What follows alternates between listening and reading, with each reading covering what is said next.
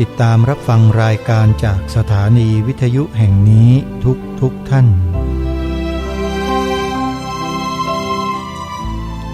ขอนำท่านผู้ฟังเข้าสู่รายการคดีโลกคดีธรรม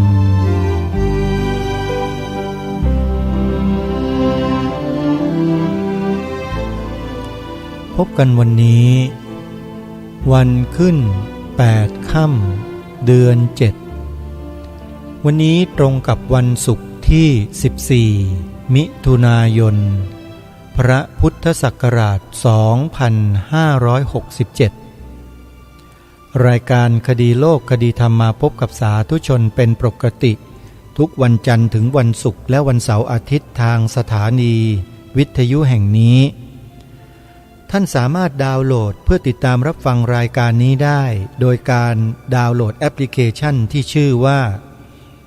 วิทยุพุทธศาสนา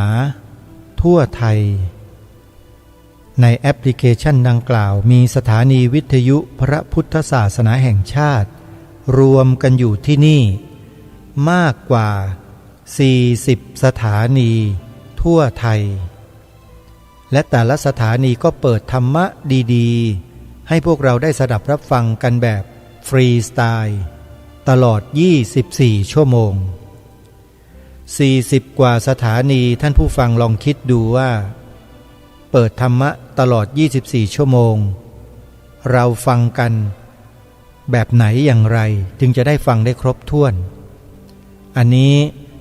แล้วแต่ความสามารถของแต่ละท่านในช่วงนี้ทางรายการได้นำเทปบันทึกเทศนาเสือป่ามาให้ท่านสาธุชนได้ฟังกันอีกครั้งหนึ่งมีผู้เรียกร้องมาและบวกกับอาตมาภาพหรือกระผมก็ติดภารกิจที่ต่างจังหวัดจึงไม่สามารถออกรายการได้ตลอดจึงนำเทปบันทึกรายการเรื่องเทศนาเสือป่ามาออกอากาศให้ทุกท่านได้ติดตามรับฟังกันวันนี้จะเสนอในกันที่16เรื่องตติยะจตุถะและเบญจมะสิกขาบทคือศีลข้อ3 4 5พระองค์ท่านทรงมีพระอรรถาธิบายไว้น่าสนใจมากเดี๋ยวเราไปติดตามรับฟังได้ณบัดนี้รายการคดีโลกคดีธรรมกำลังอัญเชิญบทพระราชนิพนธ์เทศนาเสือป่าในกันต่างๆมานำเสนอต่อท่านสาธุชนซึ่งเป็นช่วงจังหวะเวลาที่เหมาะสมทุกการทุกเวลาทุกเมื่อและทุกโอกาสเพราะเนื่องจากว่าบทพระราชนิพนธ์เทศนาเสือป่านี้พระองค์ทรงตรัสความจริงแท้เอาไว้และวิธีการที่จะอยู่ร่วมกันในสังคมให้เกิดความสงบสุขสันติที่แท้จริงได้ทรงแนะวิธีการเอาไว้อย่างชัดเจนและทรงบอกกับพวกเราด้วยว่าการที่มนุษย์เราทุกวันนี้มีความเข้าใจว่าวัตถุเครื่องอาศัยสมัยใหม่เทคโนโลยีสมัยใหม่ทั้งหลายที่เราหลงไหลเคลิบเคลิ้มมีความปรารถนาต้องการไขว่คว้าหามาเป็นเจ้าของเป็นของตัวเองนั้นไม่ชื่อว่าสิวิไลคำว่าสิวิไลที่แท้จริงก็คือความที่คนเรานั้นอยู่ร่วมกันในสังคมอย่างปกติสุขได้นั่นแหละเขาเรียกว่าสิวิไลหลายคนยังมีความเข้าใจผิดในเรื่องนี้อยู่เยอะแล้วก็มีความพยายามที่จะอธิบายอะไรที่ผิดให้กับคนในสังคมได้เกิดความเข้าใจผิดอยู่อย่างสม่ำเสมอเรื่อยมาเมื่อพระองค์ท่านทรงศึกษาในข้อธรรมข้อวินัยต่างๆจนเป็นที่เข้าใจทุกสิ่งทุกอย่างแล้วตลอดจนถึงทรงศึกษาคัมภีร์ของศาสนาอื่นๆมาจนครบถ้วนสมบูรณ์บริบูรณ์ดีทุกอย่างแล้วจึงทรงกล้าลุกขึ้นยืนแสดงเทศนาทางพระพุทธศาสนาแก่พวกเราในรูปของ เทศนาเสือป่าพวกเรานั้นมีความโชคดีกว่ามนุษย์ใดๆในโลกนี้หลายร้อยเท่าที่เรามีพระองค์ผู้ทรงเป็นผู้นำประเทศอย่างที่หาที่เปรียบมิได้นำพาพวกเราไปในทิศทางที่ถูกที่ควรเช่นนี้ทุกสิ่งทุกอย่างมีอยู่ในบทพระราชนิพนธ์เทศนาเสือป่านี้ทั้งหมดแล้วเราไม่ต้องไปแสวงหาที่อื่นใดเลยและรายการคดีโลกคดีธรรมนั้นมีความยินดีเป็นอย่างยิ่งที่ได้ทำหน้าที่ถ่ายทอดสิ่งนี้ให้กับพี่น้องประชาชนคนไทยของเราได้ร่วมกันฟังร่วมกันศึกษาเรียนรู้แล้วนำไปประพฤติปฏิบัติให้เป็นแบบเดียวกันทั้งประเทศจะเป็นได้ทั้งประเทศหรือไม่อย่างไรไม่ได้ขึ้นอยู่กับผู้นำเสนอแต่ขึ้นอยู่กับท่านทั้งหลายผู้เป็นเจ้าของประเทศกันทุกท่านทุกคนนั่นแหละว่าจะปฏิบัติตามที่พระองค์ได้ทรงพระราชทานไว้ให้นี้หรือไม่วันนี้จะขออัญเชิญบทพระราชนิพนธ์เทศนาเสือป่ากันที่16มานำเสนอกันนี้ชื่อว่าตติยะจะตุถะและเบญจมสิกขาบทนั่นก็คือศีลในข้อที่3ข้อที่4และข้อที่5ในสิกขาบท5ข้อหรือศีล5นั่นเองทรงแสดงณวันที่22พฤษภาคม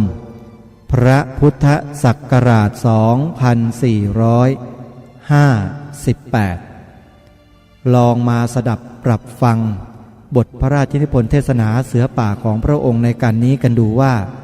มีใจความอย่างไรวันนี้ข้าพเจ้าจะได้กล่าวต่อในเรื่องนิจจศีลตามที่ได้เริ่มมาแล้วแต่ที่ยังเหลืออยู่อีก3องค์นี้นับว่าเป็นของที่ข้าพเจ้าได้เคยพูดจาชี้แจงเสียมากแล้วทั้งนั้นในครั้งนี้จะกล่าวแต่พอเป็นสังเขปและจะพยายามชี้แจงให้แลเห็นว่าการรักษาศีลองค์ที่3องค์ที่4องค์ที่5นั้นจะเป็นประโยชน์หรือจะเป็นความจำเป็นสำหรับนักรบอย่างไรจะว่าถึงองค์ที่3ก่อนคือการละเว้นประพฤติผิดในทางกามข้อนี้จะเป็นนักรบหรือพลเรือนคงเป็นของที่ชั่วร้ายเหมือนกันซึ่งเราทั้งหลายย่อมทราบอยู่แล้ว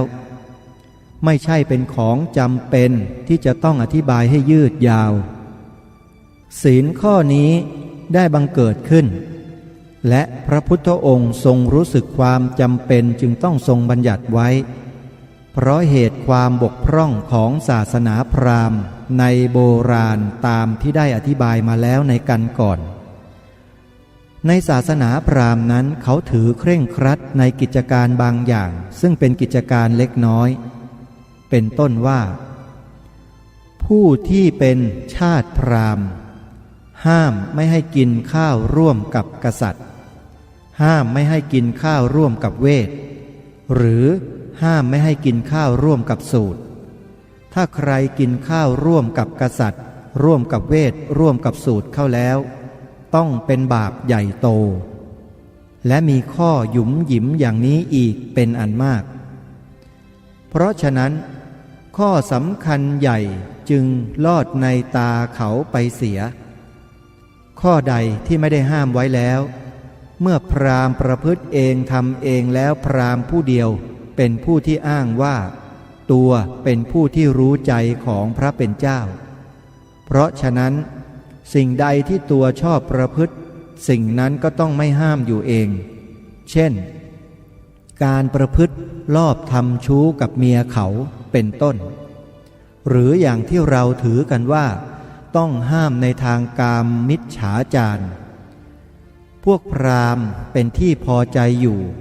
จึงไม่ห้ามปรามในข้อนี้ก็พระพุทธเจ้าของเราทรงอยากให้เรารู้สึกบุญรู้สึกบาปสิ่งใดที่ชั่วให้ละเสียสิ่งใดที่ดีให้ประพฤติข้อที่จะนับถือว่าชั่วหรือจะนับถือว่าดีอยู่ที่ตรงไหนอยู่ที่ใจคนโดยมากที่จะชอบหรือไม่ชอบนั่นเองถ้าสิ่งใดเราประพฤติไปคนโดยมากเขาไม่ชอบเขาติเตียนสิ่งนั้นเรียกว่าสิ่งชั่วหรือสิ่งใดที่ประพฤติไปแล้วและเดือดร้อนและให้คนอื่นได้รับความเดือดร้อนด้วยสิ่งนั้นก็ชั่วเหมือนกันสิ่งที่แน่นอนมีอยู่อย่างหนึ่งคือถ้าใครมาแย่งเมียเราก็โกรธเหมือนกันทุกคนเพราะฉะนั้นผู้ที่ทำชู้กับเมียเขาจึงนับว่าประพฤติชั่วข้อนี้เห็นได้ง่ายไม่ต้องอธิบายต่อไปอีกเลยเพราะฉะนั้นผู้ที่ทำชู้กับเมียผู้อื่นไม่ใช่อะไรนอกจากคิดถึงแต่ตัวเองเท่านั้นไม่ได้คิดถึงผู้อื่นแม้ถึงคราวตัวเองบ้างมีความโกรธผู้อื่นเขาก็โกรธเหมือนกันข้อนี้เป็นข้อที่เข้าใจง่ายแต่ขอให้ท่านนึกดูให้ดีอีกหน่อยถ้าไม่มีข้อห้ามกันเช่นนั้นมีทางที่เสียสำคัญอย่างหนึ่งซึ่งคิดไปแล้วใครๆต้องเห็นคือลูกจะไม่มีพ่อโดยมากไม่รู้ว่าใครเป็นพ่อถ้าปล่อยให้ผู้หญิงมีผัวได้หลายคนจะต้องไม่รู้ว่าใครเป็นพ่อพระพุทธองค์ได้ทรงเล็งเห็นว่าใช้ไม่ได้จึงได้ทรงห้ามความข้อนั้นเสียแข็งแรงที่จริงโดยมากที่อยากจะคัดค้านศาสนาหรือที่อยากจะถือแต่หลวมๆก็ดีมักจะพูดว่ามีสิ่งบกพร่องบ้างถึงแม้จะชั่วก็ตามจะดีก็ตามเป็นของธรรมดาโลก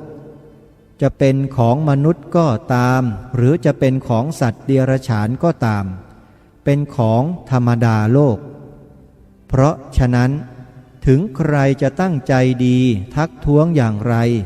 ก็เหลือที่มนุษย์จะอดกลั้นและสิ่งหนึ่งซึ่งเขาเหล่านั้นมักยกว่าเป็นของธรรมดาโลกคือความประพฤติมากๆในทางกามแต่ข้าพเจ้าขอถามท่านทั้งหลายว่าข้อที่ว่าประพฤติละหลวมในกามเป็นธรรมดาโลกจริงและหรือขอให้ดูแต่สัตว์เดรัจฉานก็ได้สัตว์เดรัจฉานที่มันกำลังอยู่คู่ครองกันก่อนที่มันมีลูกแล้วมันไม่ได้แย่งกันเลยเมื่อมีลูกแล้วจึงจะขาดตอนแล้วจึงได้ปลดจากผัวเมียมันไม่ดีกว่าเราหรือข้อนี้จะสังเกตดูที่ไหนๆได้ทั้งนั้นแม้แต่สุนัขยังประพฤติได้เช่นนั้นเราเป็นอะไรเป็นคนมิใช่หรือเราจะประพฤติเลวกว่าสุนัขอย่างไรได้น่าอายเพราะฉะนั้นข้าพเจ้าเชื่อว่าข้อนี้ไม่ต้องบอกท่านท่านไม่ใช่คนธรรมดาเป็นเสือป่าดีกว่าคนธรรมดาแล้วข้าพเจ้าเชื่อว่าไม่ต้องบอก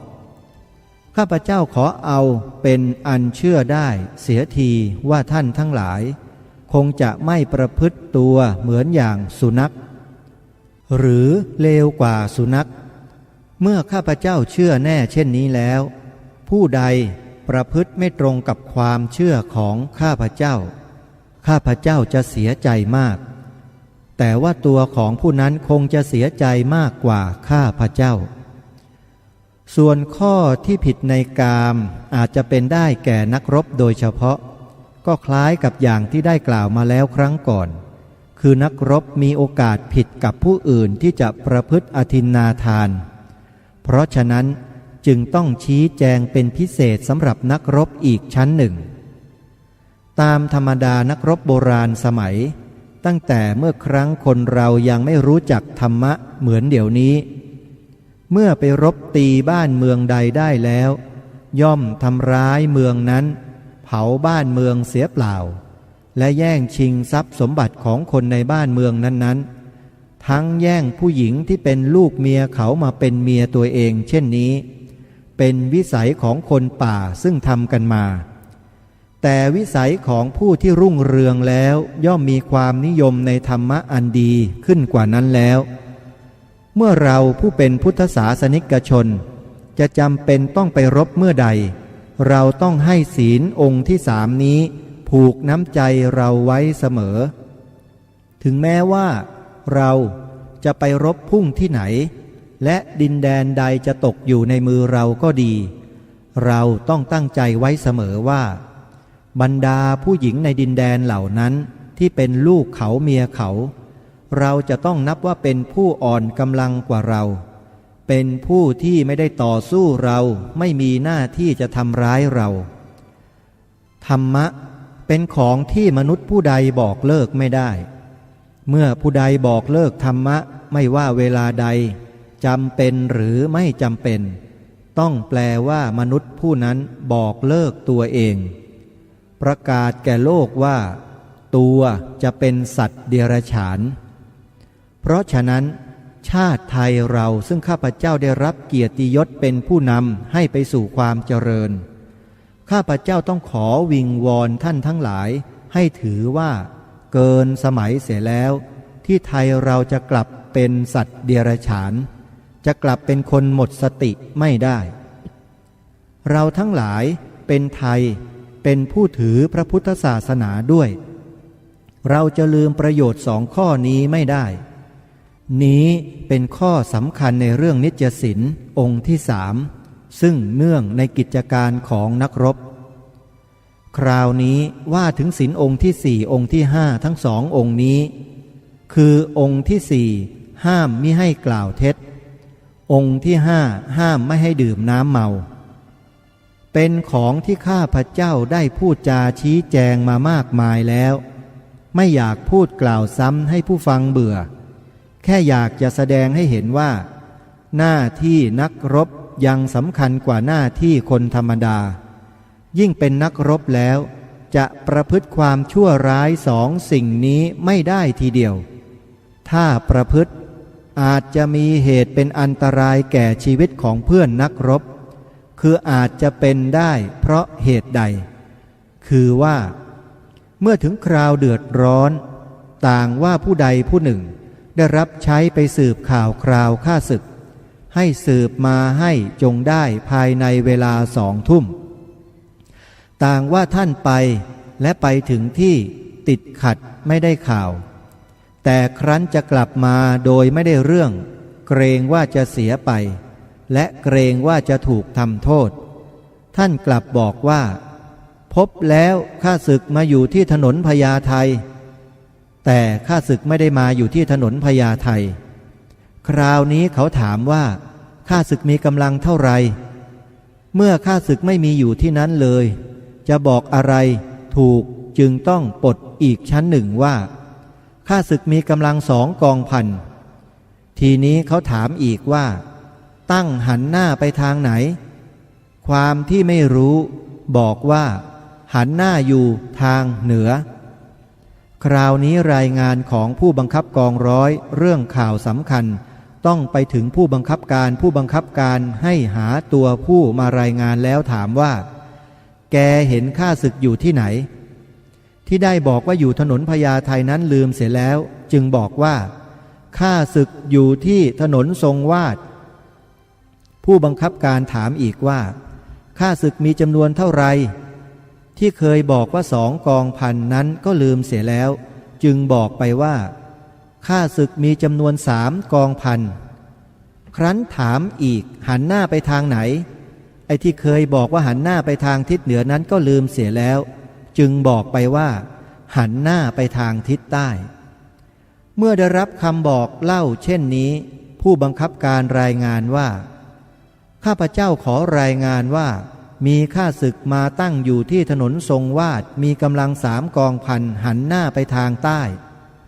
ผู้บังคับการมีคำสั่งให้ยกกองไปที่ถนนทรงวาดไปปราบปรามขับไล่ข้าศึกจากที่นั้นผู้บังคับการจึงมีคำสั่งด้วยวาจาให้ผู้บังคับกองยกไปณที่ซึ่งข้าศึกตั้งอยู่ตามที่รู้กันอยู่แล้วคือที่นั้นอย่างไรล่ะ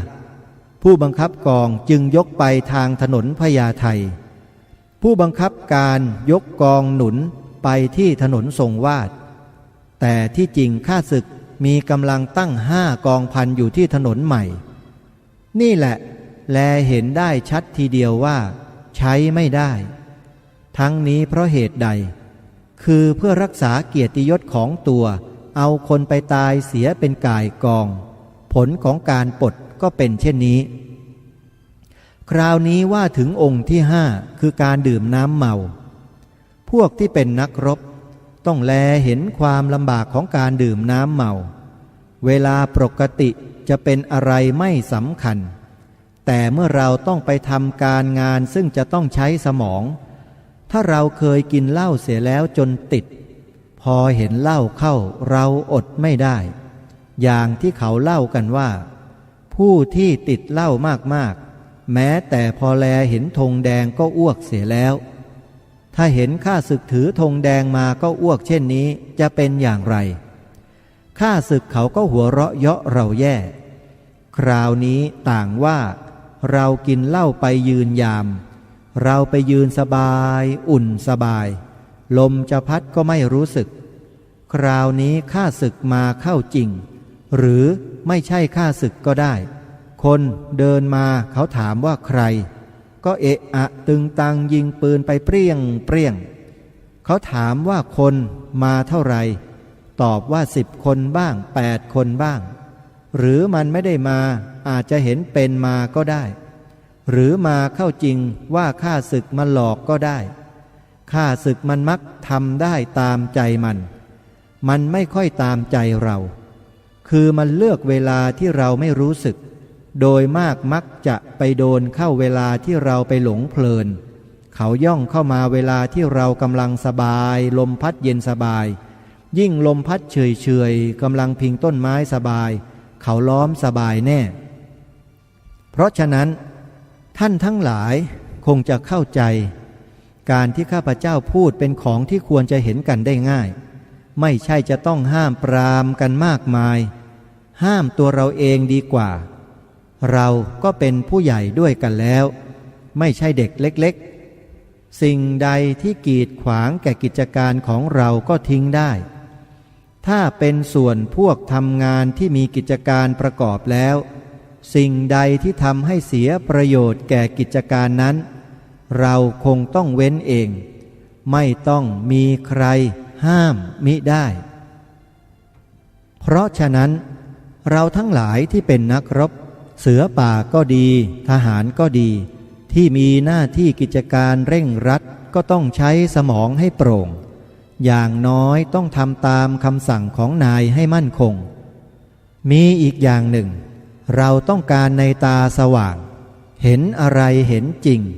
ต้องการหูไวเมื่อมีเสียงแกรกกรากแล้วต้องได้ยินทีเดียวเมื่อต้องการเช่นนี้แล้วสิ่งใดทำให้เสียประโยชน์สิ่งนั้นต้องละเว้นเพราะฉะนั้นท่านทั้งหลายที่เคยไปซ้อมรบกับข้าพเจ้าคงได้สังเกตว่าบางเวลาห้ามไม่ให้สูบบุหรี่การสูบบุหรี่ที่จริงไม่ใช่เป็นของชั่วร้ายอะไรแต่เวลาสูบบุหรี่เป็นของอย่างที่จะนำให้ข้าศึกเข้ามาก็ได้การสูบบุหรี่จึงต้องห้ามเมื่อได้พูดกันกับท่านทั้งหลายโดยตรงๆเช่นนี้แล้วก็เป็นอันหมดข้อความนิจศีลที่ข้าพเจ้าได้ตั้งใจอธิบายในที่สุดแห่งเทศนานี้ข้าพเจ้าขอกล่าวคำชักชวนท่านเป็นพิเศษข้าพเจ้าขอชักชวนท่านทั้งหลายให้ระลึกถึงคุณพระพุทธเจ้าขอให้ระลึกว่าพระองค์ได้ทรงพระอุตสาหะพยายามที่จะสั่งสอนธรรมะอันประเสริฐอันเป็นเครื่องคุ้มครองใจเราทั้งหลาย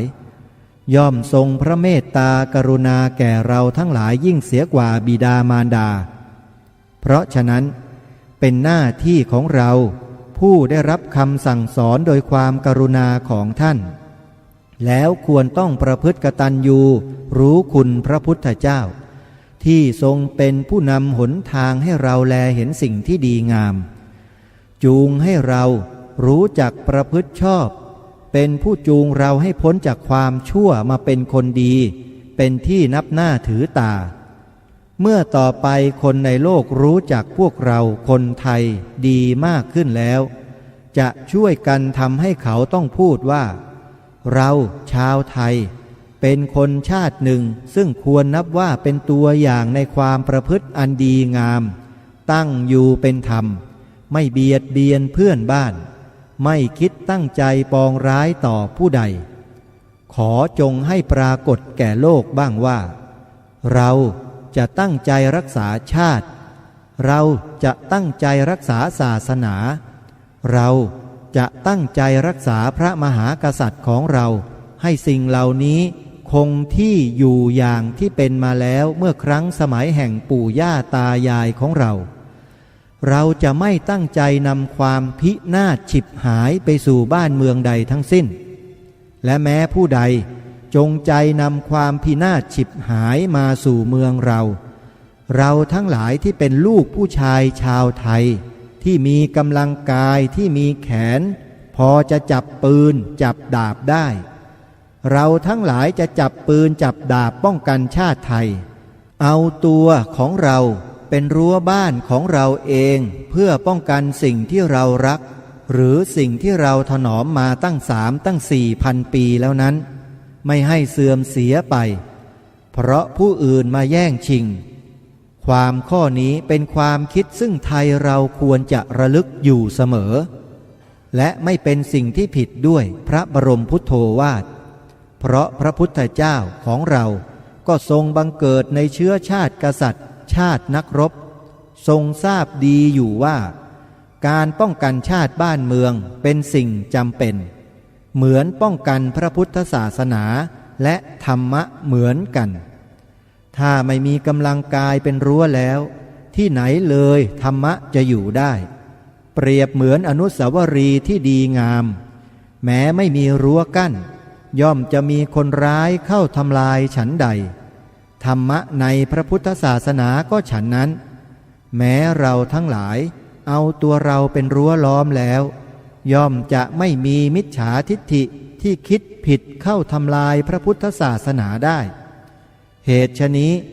คนไทยเราทั้งหลายที่เป็นนักรบเรามิได้อุทิศตัวที่จะเป็นผู้ไปทำร้ายต่อเพื่อนมนุษย์โดยใจเหี้ยมโหดหามิได้เราอุทิศตัวเราทั้งหลายและอุทิศกำลังกายกำลังสติปัญญาไว้เพื่อป้องกันรักษาชาติศาสนาพระมหากษัตริย์ซึ่งสิ่งเป็นที่เคารพรักใคร่ทั้ง3คือความเป็นไทยของเราอย่างหนึ่งความมั่นคงของชาติเราอย่างหนึ่งพระศาสนาของเราอย่างหนึ่ง3อย่างนี้ปู่ย่าตายายของเราได้ยอมสละเลือดเนื้อและชีวิตเพื่อป้องกันแล้วเราทั้งหลายผู้เป็นบุตรหลานย่อมมีหน้าที่ที่จะต้องทำให้สมควรที่เป็นบุตรหลานของท่านต้องไม่ให้มีผู้ใดว่าได้แม้เมื่อเราจะล่วงลับดับขันไปแล้วจะได้ไปพบเห็นปู่ย่าตายายของเราอย่าต้องให้เราไปก้มหน้าต่อหน้าท่านข้อนี้เป็นข้อสำคัญซึ่งข้าพเจ้าเชื่อว่าถ้าท่านทั้งหลายให้เวลาตรองแม้วันละ5 นาทีแต่นึกเสมอทุกวันไปคงจะเป็นประโยชน์ยิ่งใหญ่ดีกว่าข้าพเจ้าหรือผู้ใดจะมายืนพูดกับท่านวันละ5 ชั่วโมงเพราะบรรดาผู้สอนหรือผู้ที่ทรมานไม่มีผู้ใดดียิ่งกว่าตัวเราเองผู้ใดทรมานใจตัวเองได้แล้วนับว่าเป็นผู้ที่ประเสริฐเป็นผู้สามารถยิ่งกว่าวีรบุรุษซึ่งสามารถทรมานผู้แพ้ได้ตั้งพันเพราะศัตรูภายนอกเมื่อมีดาบมีหอกแล้วก็จ้วงฟันตัวได้แต่ศัตรูภายในคือดวงใจเรานี้เป็นของปราบยากเพ เพราะดาบภายนอกจะทิ่มแทงได้ยากต้องใช้น้ำใจของเราเองปราบแทนจึงจะได้เราต้องทรมานใจเราให้เหมือนอย่างนายสารถีที่ขับขี่ม้าชาติอาชาในให้เป็นไปให้ได้สมประสงค์ดังนี้จึงจะเรียกว่าเราทั้งหลายเป็นลูกผู้ชายชาติทหารจริงและว่าเราทั้งหลายเป็นมนุษย์จำเริญรุ่งเรืองจริงเป็นที่ควรนิยมนับถือทั่วโลกขอท่านทั้งหลายจงจำคำข้าพเจ้าไว้คงจะมีความสุขทั้งกายและใจต่อไปทั้งในบัดนี้และบัดหน้า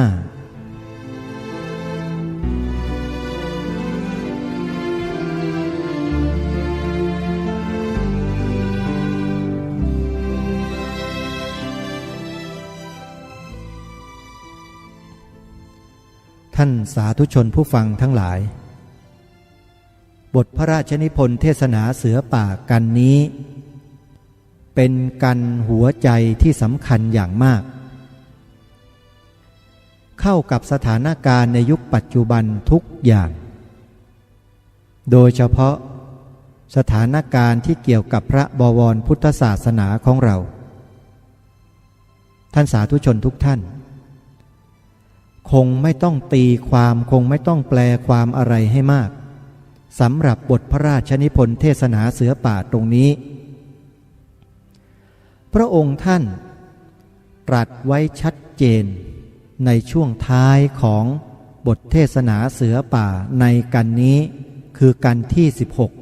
16ทรงสรุปสิกขาบท3ข้อหรือศีล3ข้อสุดท้ายคือข้อกาเมสุมิจฉาจาร ข้อมุสาวาจาเวรมณีและข้อสุราเมรยมัชฌปมาทฐานาเวรมณี3ข้อสุดท้ายแล้วทรงขมวดเป็นบทสรุปลงไว้อย่างนี้ว่าในที่สุดแห่งเทศนานี้ข้าพเจ้าขอกล่าวคำชักชวนท่านเป็นพิเศษข้าพเจ้าขอชักชวนท่านทั้งหลายให้ระลึกถึงคุณพระพุทธเจ้าขอให้ระลึกว่าพระองค์ได้ทรงพระอุตสาหะพยายามที่จะสั่งสอนธรรมะอันประเสริฐอันเป็นเครื่องคุ้มครองใจเราทั้งหลายย่อมทรงพระเมตตากรุณาแก่เราทั้งหลายยิ่งเสียกว่าบิดามารดาเพราะฉะนั้นเป็นหน้าที่ของเราผู้ได้รับคำสั่งสอนโดยความกรุณาของท่าน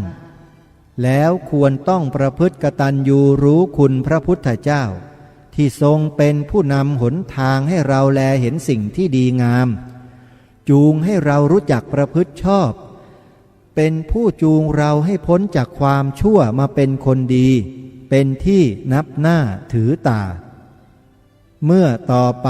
คนในโลกรู้จักพวกเราคนไทยดีมากขึ้นแล้วจะช่วยกันทำให้เขาต้องพูดว่าเราเป็นชาวไทยเป็นคนชาติหนึ่งซึ่งควรนับว่าเป็นตัวอย่างในความประพฤติอันดีงามตั้งอยู่เป็นธรรมไม่เบียดเบียนเพื่อนบ้านไม่คิดตั้งใจปองร้ายต่อผู้อื่นขอจงให้ปรากฏแก่โลกบ้างว่าเราจะตั้งใจรักษาชาติเราจะตั้งใจรักษาศาสนาเราจะตั้งใจรักษาพระมหากษัตริย์ของเราให้สิ่งเหล่านี้คงที่อยู่อย่างที่เป็นมาแล้วเมื่อครั้งสมัยแห่งปู่ย่าตายายของเราเราจะไม่ตั้งใจนำความพินาศฉิบหายไปสู่บ้านเมืองใดทั้งสิ้นและแม้ผู้ใดจงใจนำความพินาศฉิบหายมาสู่เมืองเราทั้งหลายที่เป็นลูกผู้ชายชาวไทยที่มีกำลังกายที่มีแขนพอจะจับปืนจับดาบได้เราทั้งหลายจะจับปืนจับดาบป้องกันชาติไทยเอาตัวของเราเป็นรั้วบ้านของเราเองเพื่อป้องกันสิ่งที่เรารักหรือสิ่งที่เราถนอมมา ตั้ง3 ตั้ง 4,000 ปีแล้วนั้นไม่ให้เสื่อมเสียไปเพราะผู้อื่นมาแย่งชิงความข้อนี้เป็นความคิดซึ่งไทยเราควรจะระลึกอยู่เสมอ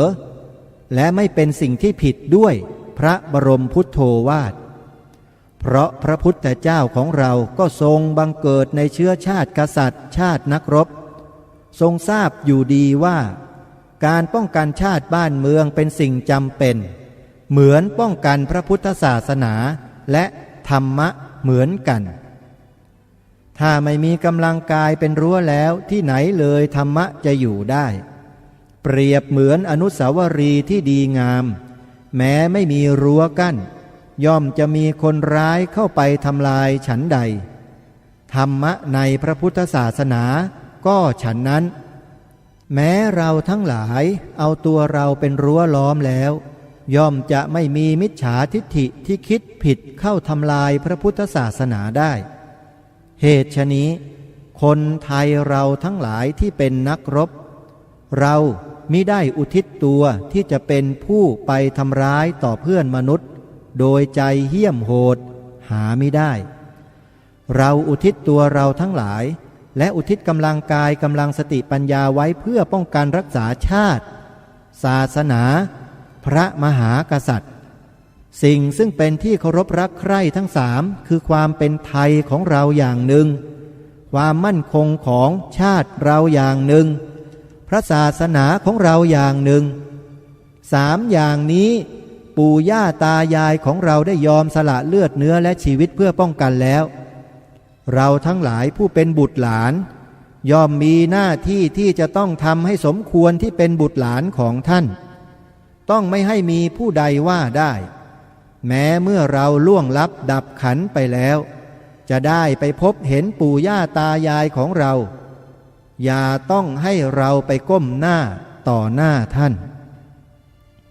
ญาติโยมสาธุชนทุกท่านการที่พระองค์ท่านทรงนำพวกเราให้สละชีพสละชีวิตเพื่อรักษาชาติ